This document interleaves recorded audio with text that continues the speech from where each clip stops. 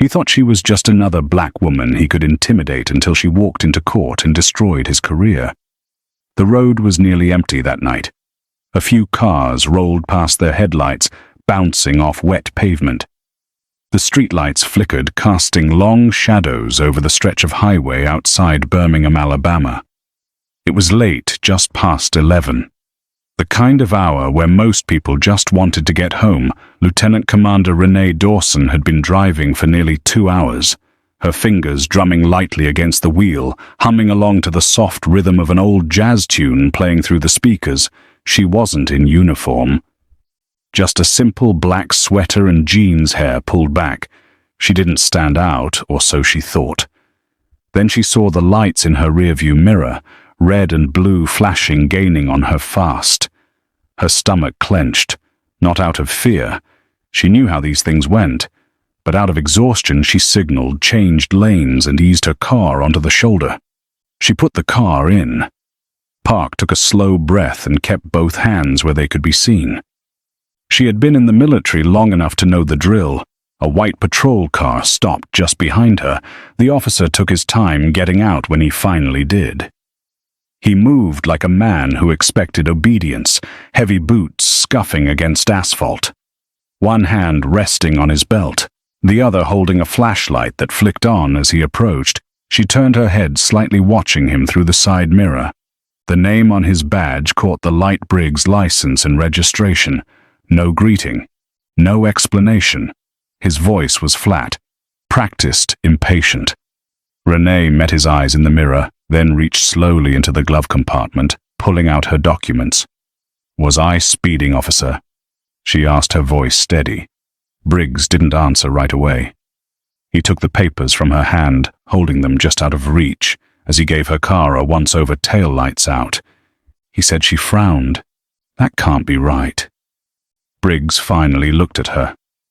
"Are you arguing with me?" A beat of silence passed.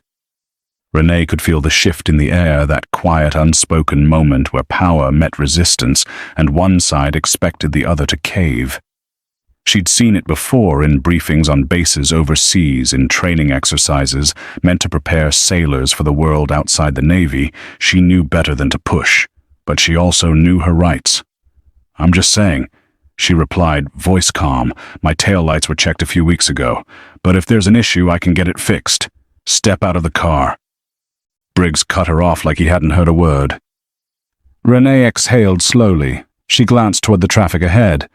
No witnesses. She tapped her fingers against the steering wheel once, then reached for the door handle. "Mind telling me why?" she asked. Briggs tilted his head, smirking. "Because I said so." She let that hang in the air for a second, then unbuckled her seatbelt and pushed the door open. The night air was cooler than she expected. She stepped onto the pavement, her posture relaxed but measured. She wasn't looking for a fight, but she wouldn't be bullied either.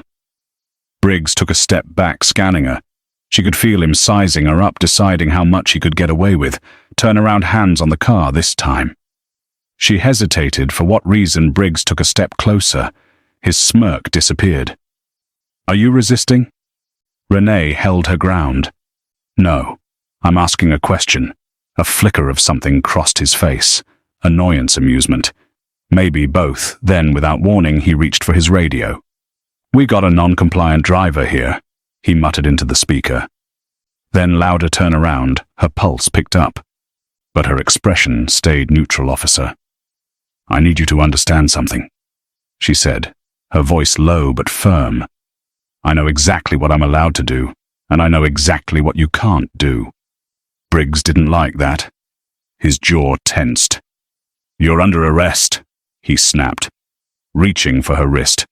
Renee moved before he could grab her, stepping back just enough to avoid his grip, under arrest for what Briggs pulled out his cuffs, for obstructing an officer. She exhaled sharply through her nose, so that was his game. Her military training kicked in heartbeats, steady breathing. Even she knew she had two choices: comply and fight this later, or push back and risk escalation. She wasn't about to become another statistic with slow, deliberate movements. She turned, placing her hands on the roof of her car. The metal was cool against her palms. Briggs wasted no time yanking her arms behind her back, tightening the cuffs far too much before shoving her toward the patrol car. "You don't know what you're doing," she murmured. Briggs chuckled, shoving her into the back seat lady.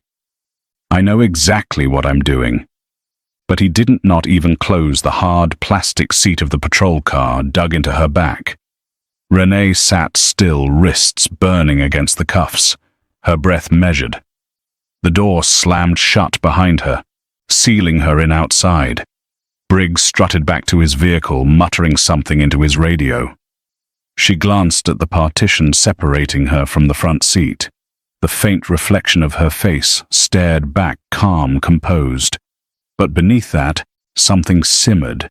She had been through combat drills, high stakes, operations and interrogations in foreign territories. But this was different. This was a man with a badge, drunk on power, convinced he was untouchable. A few minutes passed, then 5, then 10. She shifted her hands slightly, testing the cuffs too tight. He had done it on purpose. The driver's side door swung open and Briggs slid in, whistling, well, he muttered, pulling his seatbelt across his chest. "Let's take a little ride." She didn't respond. He threw the car into gear, pulling off the shoulder and back onto the road. The patrol car lurched forward, the overhead lights still flashing. She could see the reflection of the red and blue in the side mirrors staining the road behind them. "You know," Briggs said after a moment, "most people just keep their mouths shut when I tell them to step out." Renee exhaled sharply through her nose, "And most officers don't arrest people for questioning a traffic stop." Briggs laughed, shaking his head. "Lady, you must really think you're somebody." She looked at him through the glass. "I don't think I know." That made him pause, just for a second. His knuckles flexed around the wheel, a flicker of irritation breaking through his smug exterior, but he covered it up quick. "You military?" he asked, his tone suddenly shifting. She didn't answer. "Yeah," I figured, he went on. "You got that attitude, that above the law type." He smirked. "Bet you thought I'd back off if you threw that around, huh?" Still, she stayed silent. Briggs clicked his tongue. "Shame," he mused, shaking his head. "If you'd just kept your mouth shut, we could have avoided all this." Her jaw tightened, the audacity of it, as if his actions were somehow her fault. The station came into view up ahead, a squat grey brick building just off the main road. The parking lot was mostly empty. Late-night processing was slow, and for now it looked like she was the only guest. Briggs pulled into a reserved spot near the entrance, killed the engine, and turned to look at her through the partition. "Gotta say," he murmured, "I do love when they make it easy," before she could respond. He was out of the car, slamming the door behind him. A second later, her door swung open. "Let's go," he ordered. Renee twisted her wrist slightly as she stepped out the cuffs, bit into her skin. He hadn't loosened them at all. She kept her head high as he led her inside, past a bored-looking desk sergeant, and into processing. The holding area smelled like old coffee and sweat. A metal bench lined the far wall, a steel door leading to the cells just beyond it. Briggs uncuffed her just long enough to push her through booking fingerprints. Mugshot, the whole routine. The officers behind the desk barely looked up. Just going through the motions, she had seen this kind of indifference before. It was the kind that let bad men like Briggs thrive when it was over. He grabbed her wrist again, leading her toward the cells. "You think you're smart, huh?" he muttered under his breath. She glanced sideways. "I don't have to think." His grip tightened. She knew that got under his skin. "Enjoy your stay," Briggs sneered, shoving her toward the cell. Renee caught herself before she stumbled. She turned, watching as the metal bars slid shut between them. Briggs smirked from the other side, tapping the bars lightly with his fingers before walking away. The lock clicked into place. She took a slow breath, then sank onto the bench. The chill of the metal pressed through her jeans, grounding her one night. That's all it would take, because Briggs had no idea who he had just messed with. The metal bench was cold, hard, unforgiving. Renee shifted slightly, rolling her shoulders to ease the stiffness creeping in the cell. Wasn't much, just four walls, a single flickering light, and the faint smell of old sweat and disinfectant. She had spent nights in far worse conditions, in places where the threat wasn't just discomfort, but real danger. This was nothing, but that didn't mean she wasn't angry. Through the bars, she could hear the faint murmur of officers talking at the front desk, the occasional shuffle of paperwork, the clatter of a coffee cup against a desk. She exhaled slow and steady control, the breathing control, the mind-basic training drilled into her long before she even stepped foot into the fleet. Then heavy footsteps, Briggs. She knew it was him.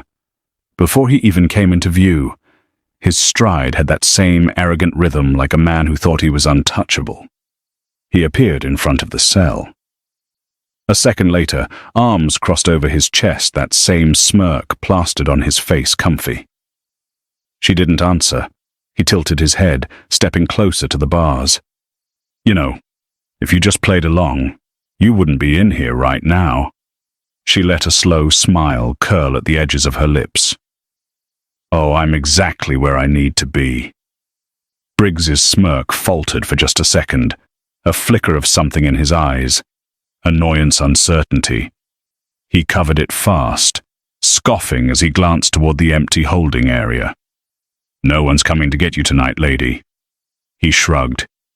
Guess that means you'll have some time to think about that attitude. Renee just watched him unmoved, unshaken. Briggs leaned in slightly. See, here's the thing, he continued, lowering his voice. People like you think the rules don't apply. You think a little confidence is enough to get out of trouble. She let him talk, let him ramble. It didn't matter because he didn't know what was coming. And then, as if on cue, another officer approached from the hallway. A younger guy, probably in his late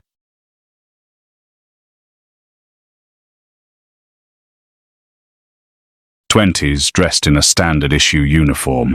He stopped a few feet away, holding a clipboard. Sergeant." The officer's voice carried just a hint of uncertainty. "We got a call." Briggs barely glanced at him, and the officer hesitated, shifted on his feet. "And I think you need to see this." Briggs frowned, then gave Renee one last look before stepping away. She sat back, listening. The conversation was hushed, but she caught bits and pieces, something about a lawyer, a call from higher-up, questions about why she was being held. Briggs's voice dropped lower, sharp and annoyed. The younger officer stammered something in response, but whatever it was, it didn't seem to make him happy. Then heavy footsteps again. Briggs stormed back, jaw-tight hands clenched into fists at his sides. His smirk was gone. "What the hell did you do?" Renee leaned forward, resting her elbows on her knees. "I didn't do anything." She tilted her head slightly. "But people talk, and some of us have friends in very high places." Briggs' face darkened. She could see it now, that moment of realization creeping in the shift in power. He wasn't in control anymore. He turned on his heel, muttering something under his breath, and disappeared down the hallway. Renee exhaled. It wouldn't be long now, and when the truth came out, Briggs was going to regret every single decision that led him here. Morning light spilled through the narrow windows of the courthouse, casting long streaks across the polished floors. The air inside was crisp, the kind of cold that settled deep in your bones if you sat still too long. Renee stood near the defendant's table, her posture relaxed, but her eyes sharp. She wasn't in handcuffs anymore. No orange jumpsuit, no holding cell, just a well-tailored navy blue blazer, a simple blouse, and an undeniable presence. She wasn't alone beside her. Her attorney. Carla Whitman flipped through a stack of papers, barely glancing up as people trickled into the courtroom. The woman was efficient, methodical, no wasted movements, no small talk. Renee liked that the heavy wooden doors at the back of the courtroom swung open. Briggs walked in. He still carried himself like he owned the room, shoulders squared, chin slightly lifted. But there was a difference now, a stiffness in his step, A flicker of something in his expression that hadn't been there before. He wasn't as sure of himself anymore. Renee caught his eye. He looked away good. The judge entered, and the room quieted. Judge Alan Kirkland. An older man with a weary expression adjusted his glasses as he settled in. He didn't waste time, all right. He sighed, glancing over the case files. Let's get to it. The prosecutor, a middle-aged man with neatly combed hair, cleared his throat. Your Honor, we have reason to. I believe the defendant, Lieutenant Commander Renee Dawson, was unlawfully detained without probable cause, the prosecutor stated firmly. Furthermore, new information suggests a troubling pattern of misconduct involving the arresting officer, Sergeant Daniel Briggs. A low murmur spread through the courtroom. Briggs shifted in his seat, jaw tight. The judge peered at him over his glasses. Sergeant Briggs, care to respond? Briggs leaned forward, clearing his throat. Your Honor, the defendant was uncooperative during a routine traffic stop. The prosecutor cut him off. Uncooperative? He held up a document. Lieutenant Commander Dawson's record shows a highly distinguished military career. Graduate of the Naval Academy, multiple commendations, no criminal history, not even a parking ticket. Are you saying that, despite all this, she posed such a threat that you had to arrest her over a broken taillight? Briggs opened his mouth, then closed it again. The silence hung heavy. The prosecutor continued, flipping through his notes. An internal review of your arrest history shows a disproportionate number of stops involving black drivers in this district. The murmurs grew louder. Briggs's expression darkened. Judge Kirkland closed his file with a sigh. Sergeant, I don't like where this is going. Briggs crossed his arms. She resisted. The prosecutor raised an eyebrow. The body cam footage says otherwise. Another wave of murmurs rippled through the room. Briggs looked toward the judge, suddenly on the defensive. I was following standard procedure. Judge Kirkland didn't flinch. He turned to the bailiff. Let's play the footage. A screen lowered at the front of the courtroom. The video began to play. Renee didn't turn to look. She didn't need to. She remembered every second. Briggs barking orders, her calm, measured tone, the needless escalation, his smug expression as he tightened the cuffs. When the footage ended, the courtroom was silent. Judge Kirkland leaned forward, fingers steepled. Sergeant Briggs, you violated protocol. This was an unlawful arrest. You also failed to disclose critical details in your initial report. Briggs opened his mouth to protest, but the judge continued. The charges against Lieutenant Commander Dawson are dismissed, effective immediately. His gavel struck the bench, firm and final. And I'm ordering an internal investigation into your conduct, Sergeant. The tension in the courtroom snapped like a stretched rubber band. Briggs looked as if he'd been punched. His face flushed red, fists clenched at his sides. Renee exhaled slowly, deliberately. She had never doubted the outcome. Rising from her seat, she gathered her things. As she turned to leave, she met Briggs's eyes one final time. No words were exchanged. None were needed. No words had been exchanged. None were needed. This time she wasn't the one fighting to protect her name. Briggs was. He stormed out of the courtroom, his heavy footsteps echoing through the polished hallways. His face was tense, jaw clenched. He could feel the eyes on him, officers, court staff, even reporters who had shown up once word of the case got out. He wasn't used to this. He was used to control, used to walking into a room and commanding fear, or at least respect. But now, the power he had long taken for granted felt like it was slipping through his fingers. And then came the worst part. "Sergeant Briggs!" A sharp voice cut through the hallway noise. He turned. Chief Eldon Baker stood with arms crossed, expression unreadable. The veteran officer had over 30 years on the force. His word carried weight. Briggs straightened. "Sir." Baker studied him for a moment, then gave a curt nod and motioned for him to follow. They entered a private office, the door shutting with a soft click. The chief didn't waste a second. "What the hell were you thinking?" Briggs exhaled, already defensive. "I was doing my job." "Your job?" Baker scoffed and tossed a thick file onto the desk. It landed with a thud. "That's not what it looks like from here. Body cam footage, a pattern in your arrest history, and the fact that you didn't even know who you were arresting." Briggs's nostrils flared. "What does that have to do with anything?" "Everything," Baker said coldly, leaning in. "This wasn't some random civilian. This was a high-ranking Navy officer. You think this is just going to go away?" Briggs looked away, his jaw working. "She was disrespectful. She questioned you." Baker cut in. "That's not a crime." Briggs scoffed, shaking his head. "You don't get it. People like that." Baker's eyes narrowed. "People like what?" Silence. Briggs swallowed hard but said nothing. Baker sighed and rubbed his forehead. "The DA is reviewing every one of your arrests from the last 5 years. You've been flagged for racial profiling. And let me be clear, this department is not going down with you." Briggs felt his stomach twist. "What does that mean?" "It means," Baker said, straightening, "you're being placed on immediate suspension. Internal Affairs is launching a full investigation. And if they find what I suspect they will..." He shook his head. "Your career is over." The words hit like a gut punch. Briggs's face burned. "This is bull..."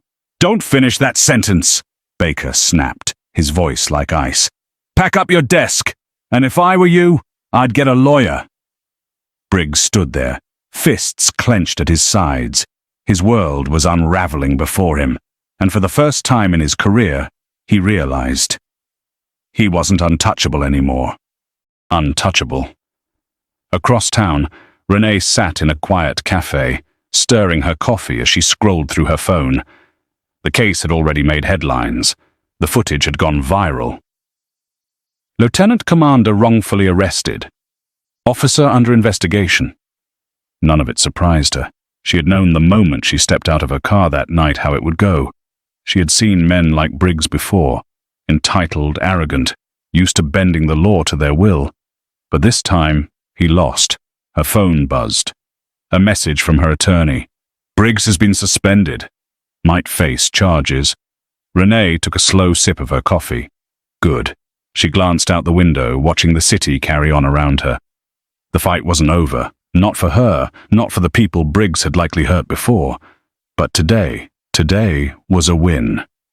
The crisp afternoon air carried the scent of fresh rain as Renee stepped out of the cafe. The weight of the past 24 hours should have lingered on her shoulders. But it didn't. She walked with the same steady confidence she always had. Head high, steps calm, purpose clear. Her phone buzzed again. This time it was a number she recognized. She sighed and answered. "Lieutenant Commander." The familiar voice greeted her. "I assume you've seen the news." "I have." A brief silence then. "And how are you feeling?" Renee glanced at her reflection in a nearby storefront window. No cracks, no doubt, no sign of defeat. "I feel like I did exactly what I was supposed to do," she said. The captain's voice softened. "That's what I thought you'd say." A pause. "The Department of Defense has taken interest in your case. Don't be surprised if they ask you to speak about it." Renee exhaled through her nose. "Not sure I'm interested in being a headline." "You already are," the captain replied gently. "And whether you like it or not, what happened to you reflects something much bigger." She knew that. She had always known that. Briggs wasn't an isolated incident. He was part of a system, one that allowed officers like him to operate unchecked, to abuse authority without consequence. This wasn't just about her. It was about the dozens, maybe hundreds, who had been in her place. People who didn't have her rank, her voice, or the legal support to fight back. Renee leaned against a streetlight, watching traffic flow by. "This isn't the first time something like this has happened," she said. "And it won't be the last." "No," the captain agreed. "But it's the first time Briggs is facing consequences. And that's because you didn't back down." Renee closed her eyes for a moment, letting those words settle. She hadn't backed down. Not when Briggs pulled her over. Not when he tried to intimidate her. Not in court. Not once. The cuffs had tightened around her wrists. Not even then. Not during the long, humiliating night spent behind bars, knowing the odds were against her, did she waver. She stood firm. And now, she had won. The captain cleared his throat. "One last thing," he added. "You might be getting a call from the mayor's office." Renee raised an eyebrow. "Oh? Seems they want to recognize you for handling the situation with professionalism and grace," she smirked. "Now that's ironic." The captain chuckled. "You gonna accept it?" Renee paused, considering, then shrugged. "I'll think about it." She ended the call and slipped her phone back into her pocket. Across the street, a mother was walking hand in hand with her young son. His small fingers gripped hers tightly as he laughed at something, carefree, full of life. Renee watched them for a moment. She had fought for herself, yes, but she had also fought for him, for every black boy and girl who deserved to grow up in a world where men like Briggs couldn't use a badge as a weapon. She took a deep breath, then turned and walked away. Her steps were steady, her purpose clear, because this fight had never just been hers. Power unchecked is power abused, and the only way to change a broken system is to hold it accountable. What happened to Renee happens every day. To people without rank, without connections, without video footage to prove the truth. That's why we have to speak up, demand change, refuse to be silent. If this story made you think, share it. If it made you angry, talk about it. And if it made you realize how far we still have to go, stay engaged. Because real change doesn't start with silence. It starts with conversations, and it starts with you.